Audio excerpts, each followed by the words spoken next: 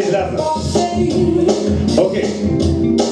Добър вечер. Преди да започна, искам да попитам, има ли, понеже съм руснак, затова веднага питам, има ли фенове на алкохола? Да вдигнат ръка. Абе ти с тая водичка не ми дига ръка, моля се.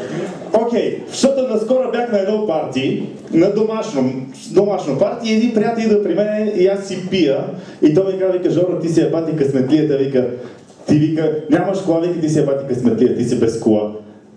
Аз съм без кола, защото не съм късметлия. В смисъл, малко странно е да кажа на човек, който няма кола, ти си е бати късметлията, нали? Защото такова. Все начало да отида при някой бездомен и да му кажа, колко не ти си е бати късметлията, сега никъде не закъсняваш. Жената и децата не те чакат никъде сега и така, нали? Това е супер смотано. Но добре, той поне не пиеше, защото е с кола. А винаги на партията има такива, които казват, аз не пия. Без алкохол мога да се забавлявам, повярвайте ми, без алкохол може да ми е също толкова весел, колкото и на тебе. Копеле не може.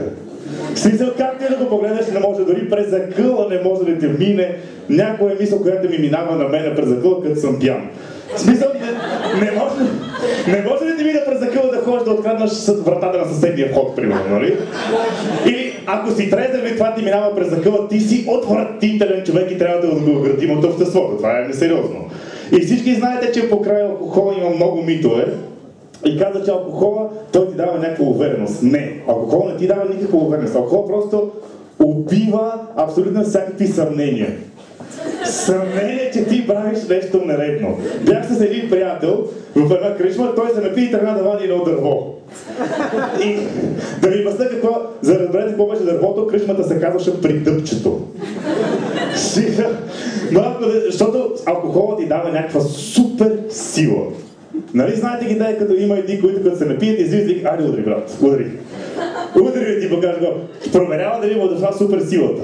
Нали? Има някои толкова като са пияни, са толкова силни, че той се върви, блъска го някоя кола, той става, изтупва се и отива да успокоява шофьора. И ако шофьор и той е пил, те ще си станат приятели, ще се напият и ще има после, аре сега аз да те блъсна, що блъскаш като обича, дай по-силно малко и така нататък. Също така аз съм окей с алкохол, обаче трябва да знаете, че трябва да пиете с мярка, нали? Обаче е много трудно идея.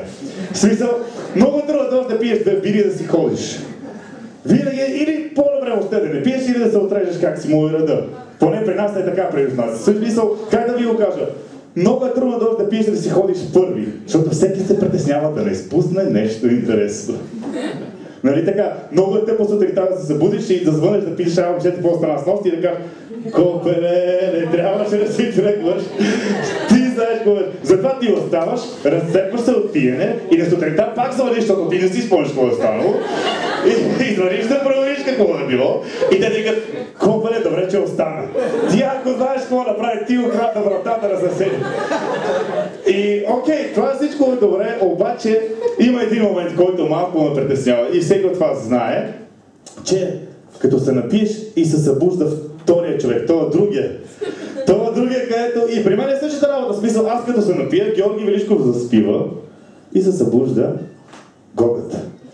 А Гогата е супер пич, трябва да го видите, Гогата е щедър, Гогата е весел, Гогата строи къща, разбираш ли? Гогата е толкова голям, че за всичко е окей, Гогата дори е летял до Варна зимата.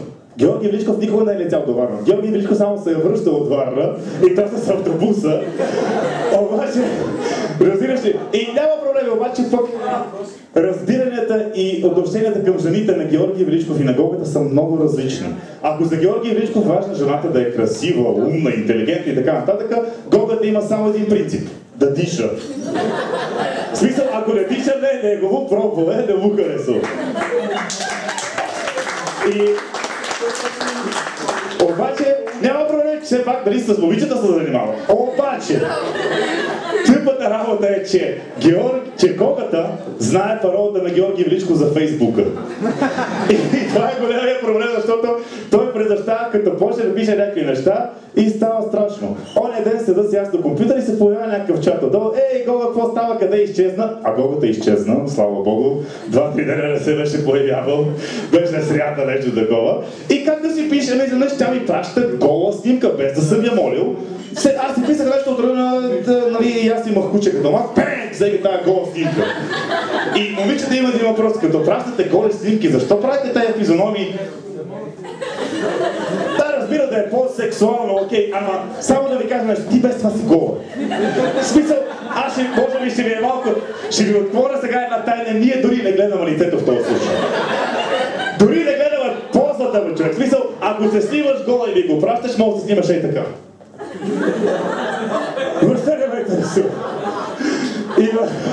Въпросът е, че момичета вие имате някакви супер странни физиономии за някои неща и най-ме кефят тези снимки в тоалетната, които правите. Те са ми любимите, нали ги знаете те? Обаче има едно нещо, което винаги се чуя от това, преди да е влязало в кабинката ли е? Или след като. Но според моите изследвания е преди, защото винаги снимате да изглежда, нали така? Защото ако беше след като вече е влязъл и вече си извършил работа, ще да изглежда така. Вече да бъде както и да е. Тя ми праща гола снимка и ми вика, само не я показвай на никой. Разбира се. В смисъл, да, момичета, ние пращаме голите, показваме голите снимки, които ни пращате, но ако показвам твоя гола снимка на някой, това означава само едно, че ти си хубава. Повярвайте ми, нямаме такива неща от сорта на брат, да ти покажа нещо. Изрода. Брат, возихме се в такси, той не ми иска пари, брат, разбираш, от съжаление. В смисъл, затова не се притеснявате.